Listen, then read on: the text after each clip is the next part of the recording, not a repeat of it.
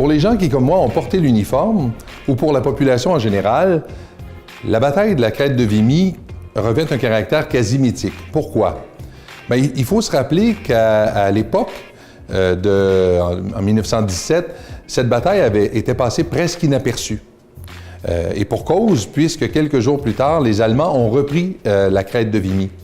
Alors que nous commémorons la contribution inestimable des combattants qui ont courageusement arpenté la crête de Vimy le 9 avril 1917 pour se lancer à l'assaut de positions allemandes jugées imprenables. On a peine à imaginer l'angoisse qui les tenaillait au moment d'affronter les tirs nourris des mitraillettes ennemies. Le soldat Alphonse Couture du 6e bataillon de génie canadien décrit à un proche le temps gris et froid qu'il faisait le matin du 9 avril. Et je cite, « Et le bombardement commence. Ce fut terrible. Toutes les pièces d'artillerie sur le front crachaient, vomissaient des obus de toute grosseur, l'enfer.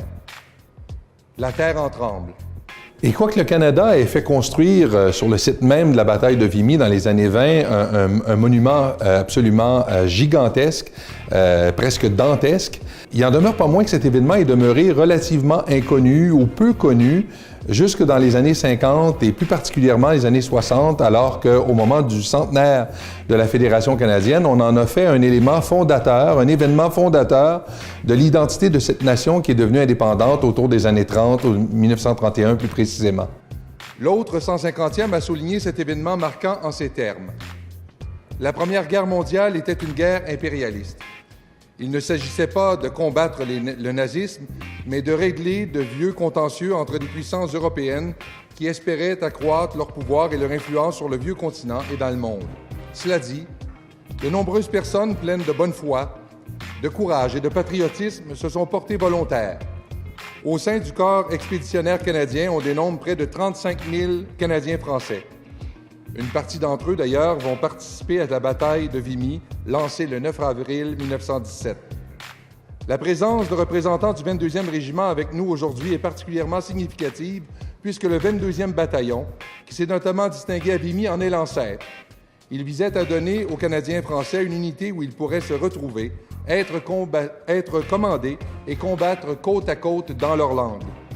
On a trop souvent souligné le fait que les Canadiens français avaient cherché à éviter l'enrôlement pendant le premier conflit mondial. C'est oublier les appels passionnés d'Oliver Asselin, qui, bien que pacifiste et dénonciateur de cette guerre impérialiste, s'est enrôlé et a invité ses compatriotes, dis-je, à faire de même.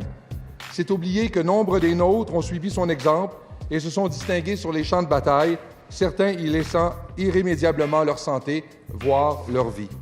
Alors pour les Canadiens, ça a été une occasion de se distinguer sur les champs de bataille.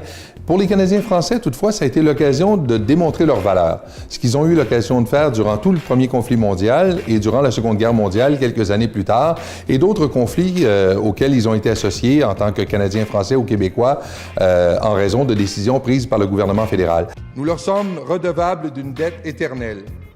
Ils constituent un exemple de courage, d'engagement et d'abnégation.